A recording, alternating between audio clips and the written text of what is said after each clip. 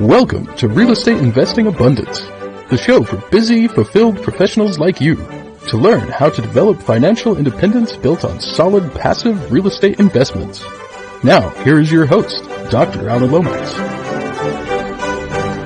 Hello, enlightened investors. Happy to be back with you again today. I'm your host, Dr. Alan. I know you'll enjoy today's show, and I have a big ask that will only take a moment of your time. Ratings and reviews are the lifeblood of our podcast. To leave a review and a rating, iPhone or other Apple iOS device users, go to Apple Podcasts or iTunes. For all you non-Apple device users, go to podchasers.com. On either site, search for Real Estate Investing Abundance. Once you find us, leave both a review and a rating. Subscriptions are also vital to the show's success, so please be sure to subscribe on your favorite podcast app. It's free to subscribe, and you can unsubscribe at any time.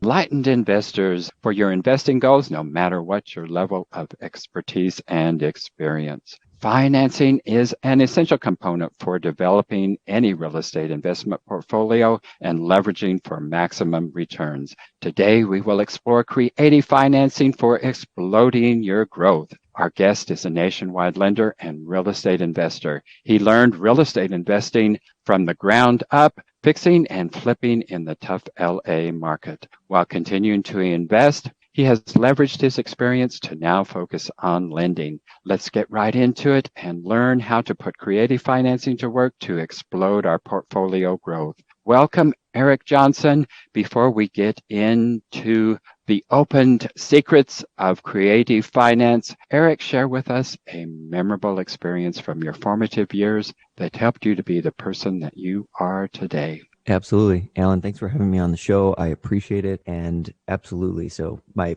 formative years when I was just learning about investing, and no one in my family is an investor or was a real estate agent or anything. My dad was actually a construction foreman for a commercial HVAC. That's about it as far as my experience in that goes. Hey, he actually did a couple of flips himself where he did literally all the work. But I was like 7 years old. So I would see him do that, but he was by no means a professional investor. So really when that kind of kicked off during my formative years was when I had lived in LA when I was learning to get into real estate. I was really interested in flipping, and the kind of way I slithered my way into learning. And I actually had a mentor who I didn't pay. He actually paid me, and it was through a real estate class actually. So one of the class I was interested in getting my license. I was like, okay, if I'm getting into real estate, I'll learn the basics. I'll see what happens. I'll see what this class has to offer. I think it was like $100 on Groupon. It was like a California, real estate license class. And that's what I got into. I was like, okay, there's nothing for me to lose here. So I went, and it turns out the instructor, he was actually a flipper, and by flipper, an actual professional flipper who had multiple projects. He had contracting crews. He was professionally managing the projects. He also used private money and hard money and stuff to have construction funding and all that, and to keep his capital going. He also raised money from a couple other investors to put projects together. So he was probably the first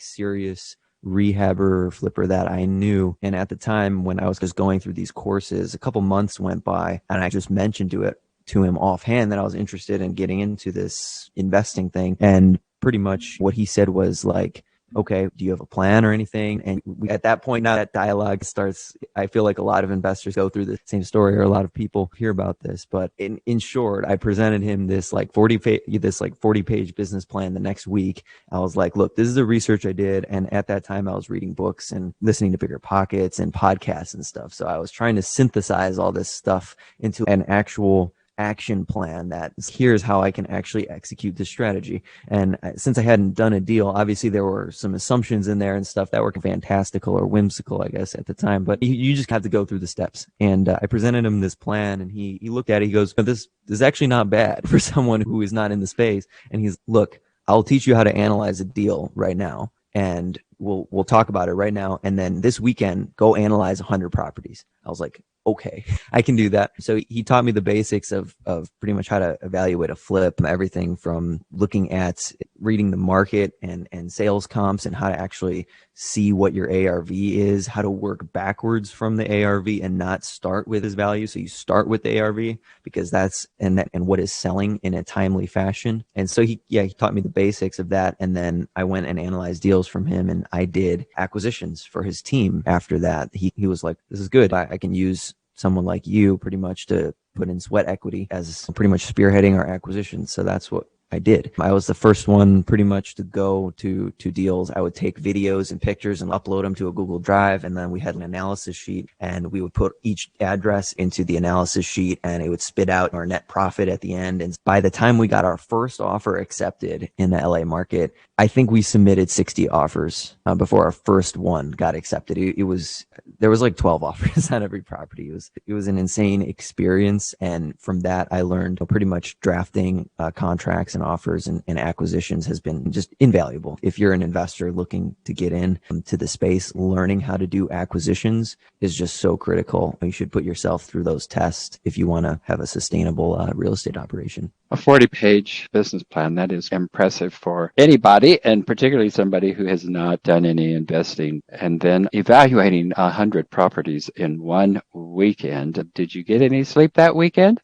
Not really. So I went to Redfin and I found every fix. Look, they don't have to be actual deals, but I want you to go through this practice of just the analysis, right? It doesn't have to hit our target net profit or anything. He's like, find fixers on Redfin, go to Redfin, do the whole LA market, even go out of LA if you want, but just find fixer uppers and just practice doing the comparables. And that was the main goal, was to look at a fixer upper and say, hey, how do we comp this out? Like, how do we know what someone's going to buy this for? Or how do we know what it's going to be worth after we put in these repairs? Obviously that requires a little deeper understanding still. I still probably messed up a couple of those, but because you have to go by the finishes and the certain amenities that have higher value in some areas and not in others and stuff like that. But it was a good exercise, but I think that's the goal is just valuation.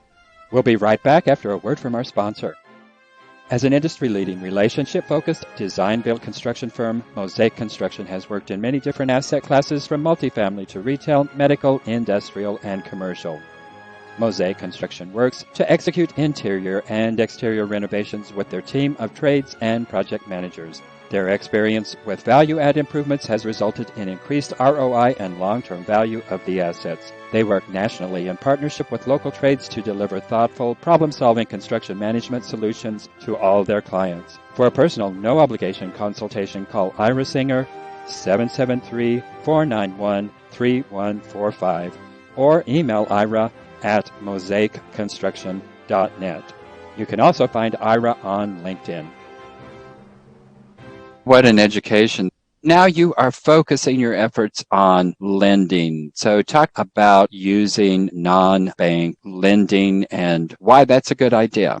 Yeah, absolutely. So that's a pretty large question. So I'll try to break it into chunks. But yeah, so in 2019, I started my own lending platform, Shoreside Realty Finance, and we've been operating 1 to 4 unit investment deals and also 5+ unit multifamily and other commercial, like core commercial assets, and also some like industrial and stuff. Industrial has been performing very well since COVID as opposed to others. But yeah, I would say multifamily is still going strong. But as it comes to non-bank funds as an investor, it really comes down to options and what's in your toolbox, right? So there's always that analogy of being an investor is like being a contractor. When you show up to a job, you need to have these tools ready. And knowing what tools you have for your financing is equally as important as knowing who's going to be your contractor on this job and what pricing they're going to give you and if this works for your deal. It's equally as important to know where your money's going to come from. You have a couple different sources. You have conventional funds, you have non-bank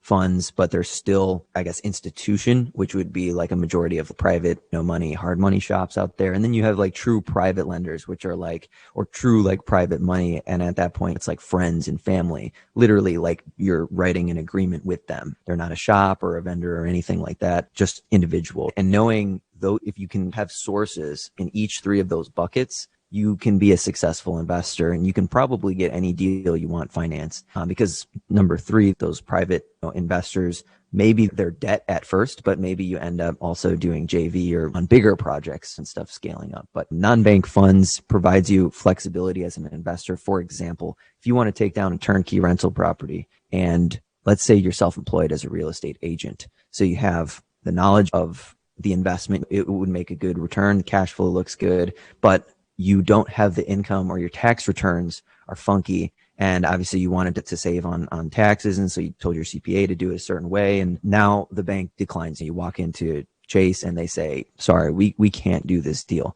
And you're like, but this property is going to throw off like a great return. I want to buy this. Well, at that point now is your kind of signal to go from conventional to maybe a non-bank source of capital.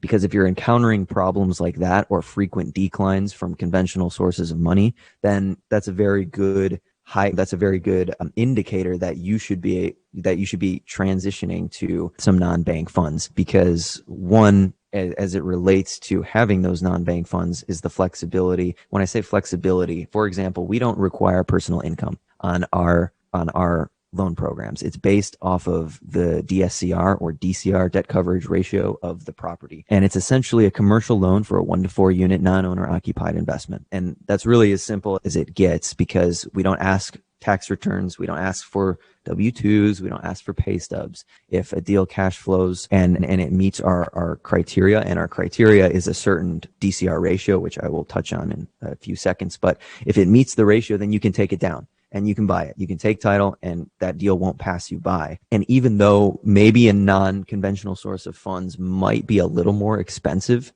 it really is not, because even though you are maybe you are eligible for a bank loan, you walk into Chase and they'll say, yeah, we can do this investment loan for you. It's a non-owner occupied investment, which is the lowest priority on the conventional financing tier. So right away, you might see an inflated rate and you're probably going to pay 2 points anyway. So it's like, why go through all the red tape of sending them 1,000,001 documents when you can get pretty similar pricing with a lot more flexibility, and you have infinite scalability. That's the pro of having non-bank funds. We don't care how many properties you have. You can have 5,000 single family homes. If you want to buy 100 more, that's fine, as long as they all cash flow and you don't have that limit. So as far as non-bank funds, I would say those are the most critical things to keep in mind as an investor. And DCR is calculated by your gross rents divided by your PITIA. So as an investor, that's an important ratio. You should know your debt coverage ratio. Run it at a couple different interest rates, 4%, 4.5%, 5%, and 5.5%,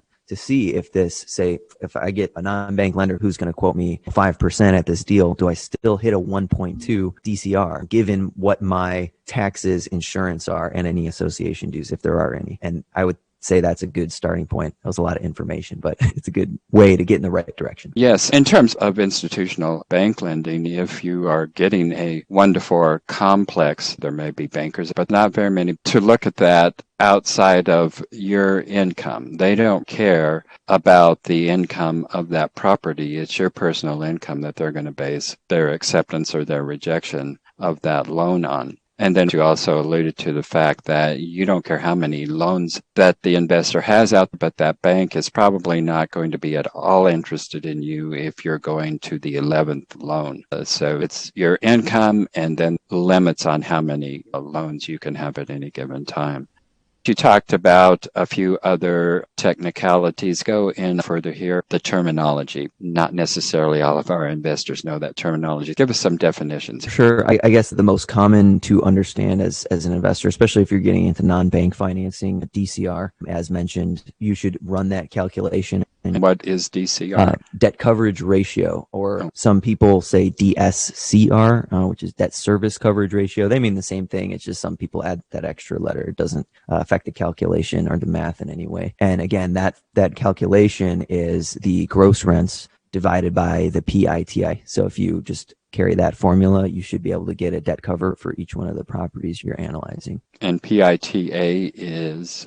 Yeah, principal, interest, taxes, insurance, and association dues. So that would apply in investing. That's a really important number because that's like the minimum operating cost to keep an asset, right? So you got to pay your taxes if you don't want it to get seized by the government, and you got to pay your insurance if you don't want placed insurance to take effect. And obviously you need to pay your principal and interest on your loan to stop any foreclosure proceedings or anything like that. So that's the minimal operating cost. That obviously by no means is that the final number, just obviously because you have CapEx, vacancy and stuff. I'm not talking about that. I'm just talking about the bare minimum, what is needed for a property to qualify for financing, and that's it.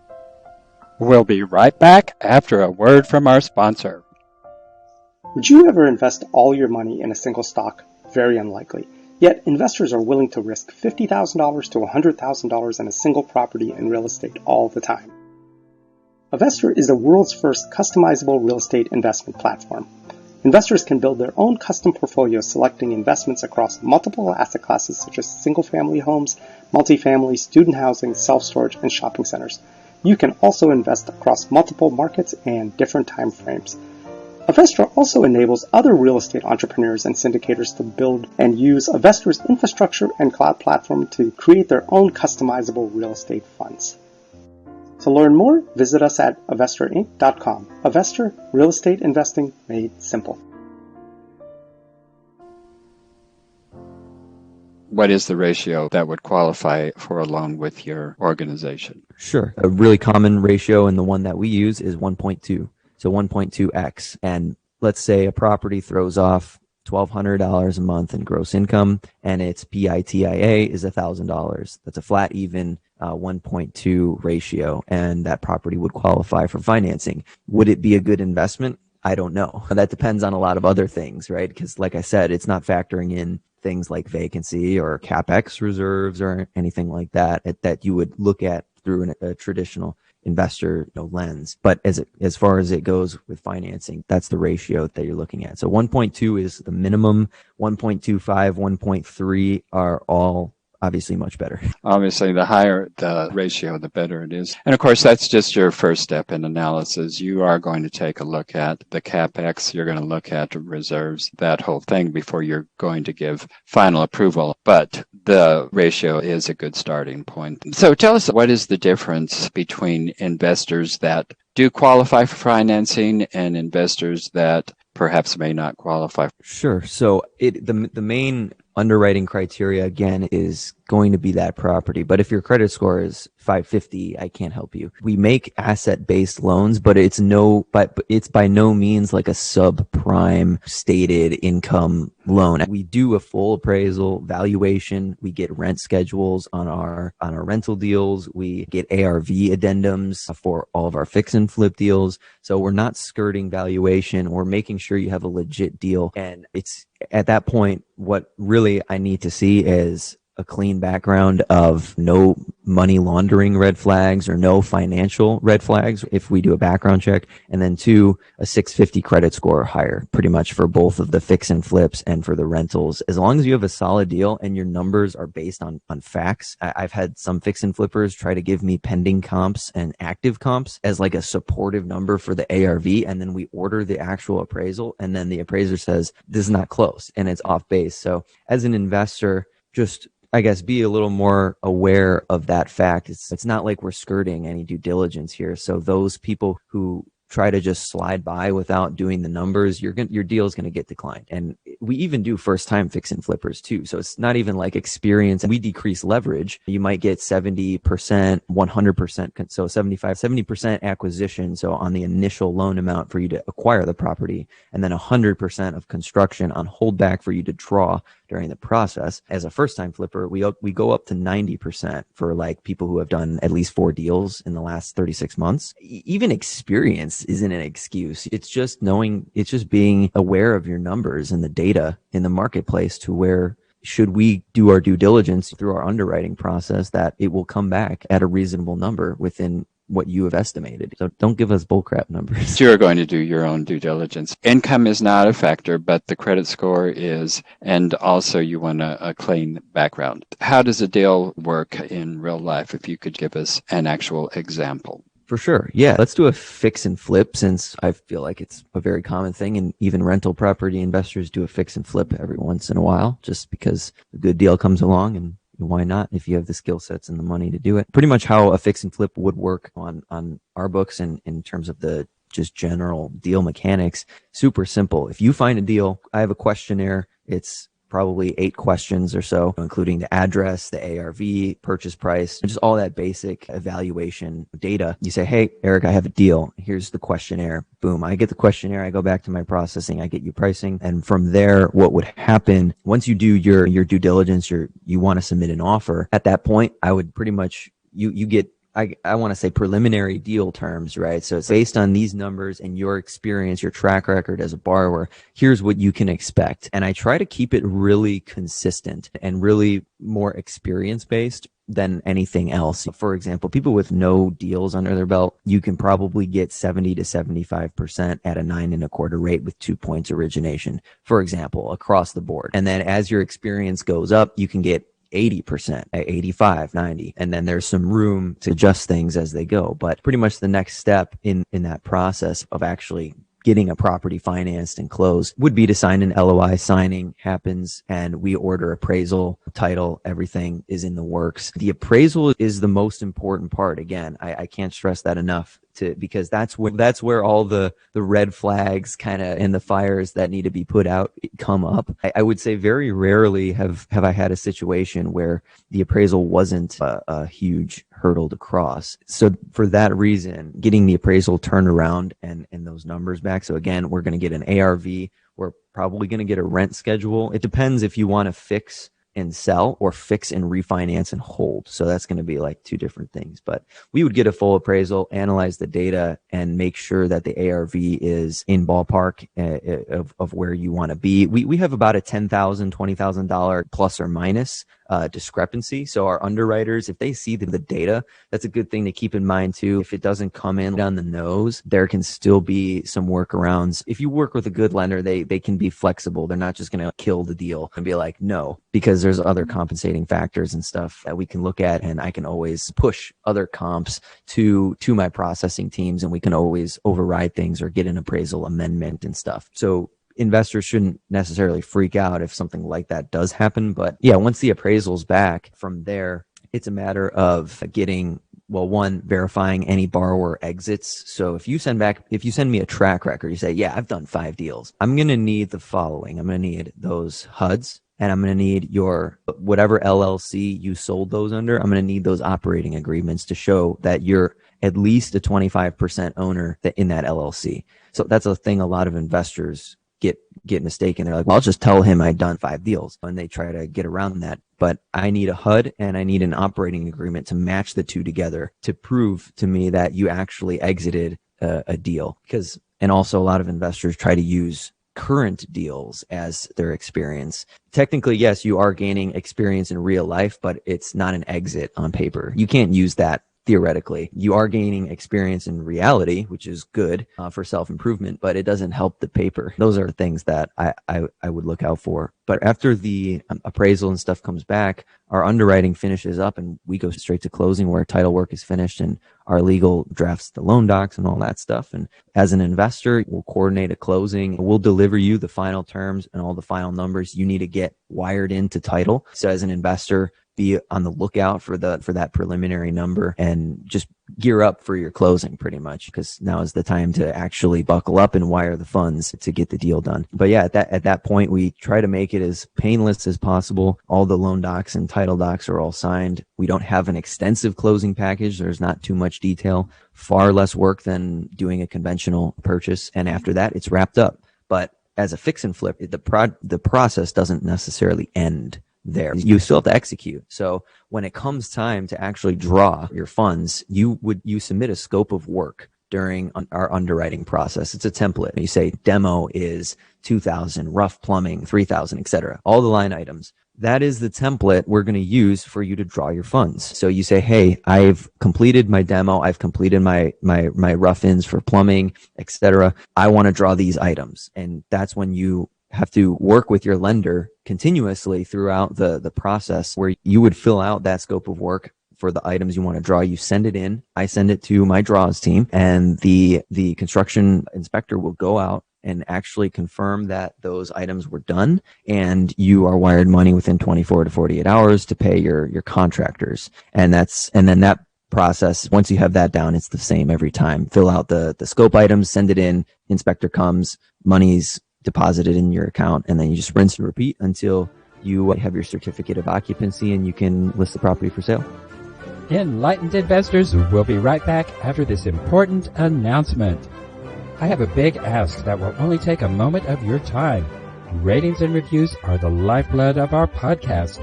So to leave a review, iPhone or other Apple iOS device users, go to Apple Podcasts or iTunes.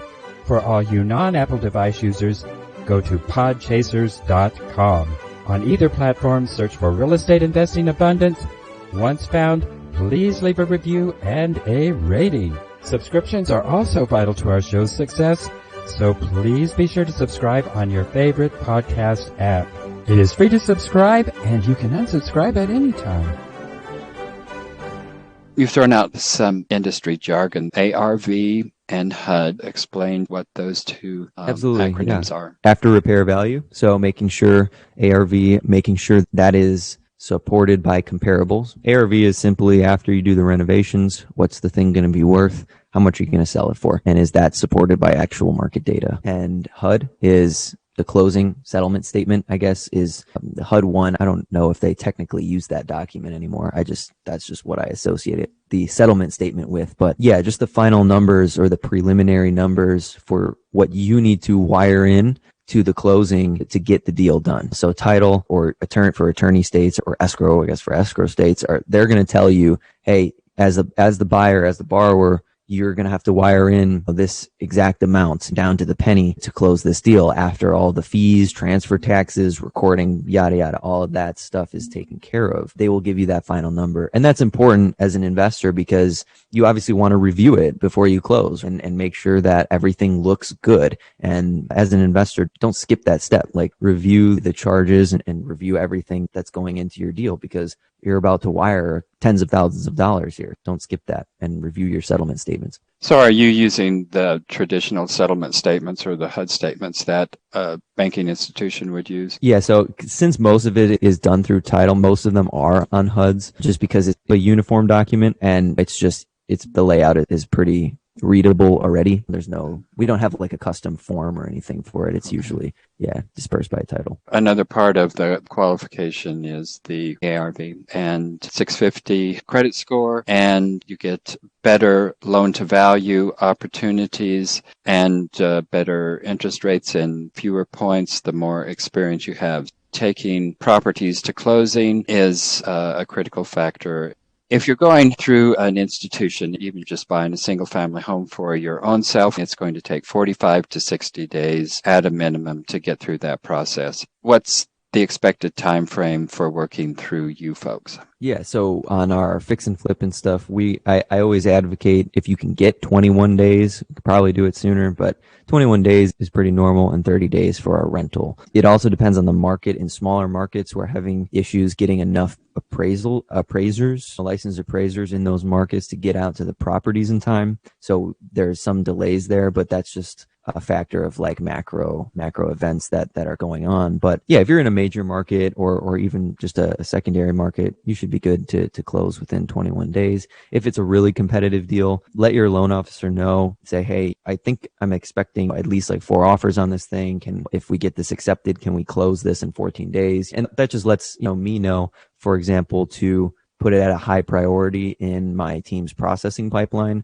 So when I'm uploading documents online to my underwriters, that they are seeing those and they're reviewing those within 24 hours. If it's a highly competitive deal and we have a contracted close date in 14 or 17 days or something like that, where it's needed to win the deal. But if it's not needed, put 21 days, give yourself some contingencies, and give yourself a way out. There's no reason to negotiate with yourself. Right. Could you give us a little insight in terms of your company, your organizational structure, and where is it that the funds are coming from? If you're going to an institutional bank, they, of course, are selling all of their loans on the secondary market. You are probably not doing that. So how is your organization funding? I guess, again, multi-part. So the process, and we do sell on the secondary market. It's just not Fannie, Freddie, Ginnie. 95% of loans are sold. But in terms of our general process, I usually handle all the intake or with some help. And then what happens is during the underwriting process, once I get that, I deliver pricing, an LOI is signed.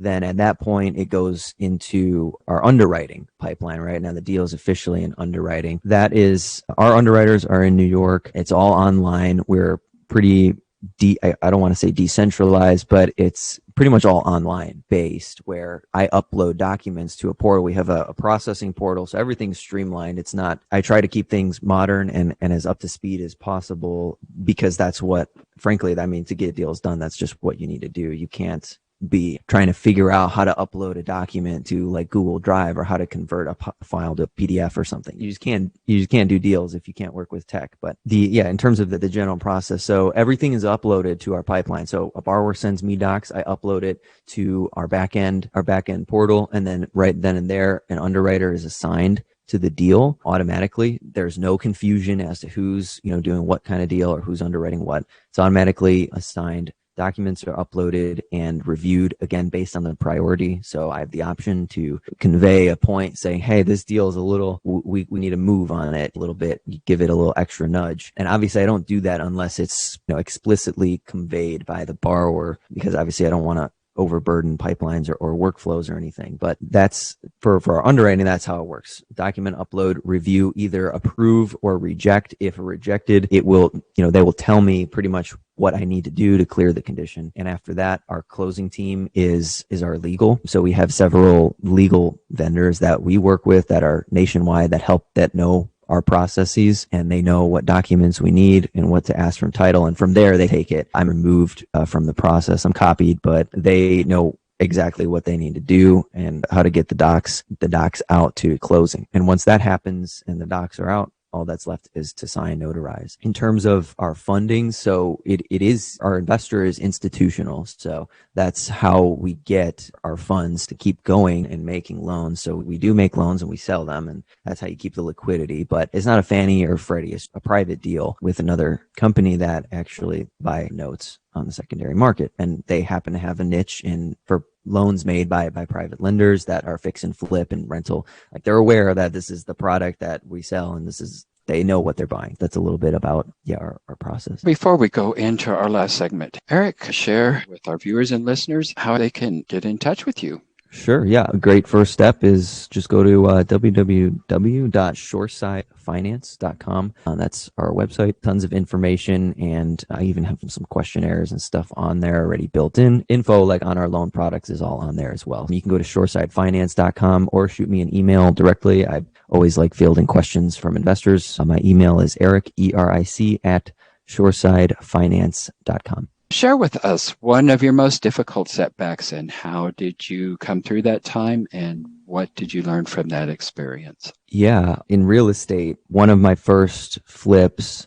that I did like solo, we lost money because I misinterpreted the amount of days on market that the product would sit for. I did not analyze that correctly. And we ended up losing money on it. It was a tough hit. It didn't knock us out of the game or anything, but it was a 5-figure number. But that happens, I guess, at the beginning. And pretty much what I wanted to make sure that I corrected after that was I wanted to devise more of a system for my due diligence. And at that point, I now have a checklist of things that I do for my due diligence. And it includes everything from making sure that I create a Google Drive file, making sure that there's 3 comps that are uploaded. I upload a copy of the prelim title report. I review all the taxes and making sure that there's no exemption, or if there are exemptions, then I need to factor in higher taxes, or if it's a rental deal, at least 3 rental comps in the file, making sure there's no building code violations. So going to the municipality.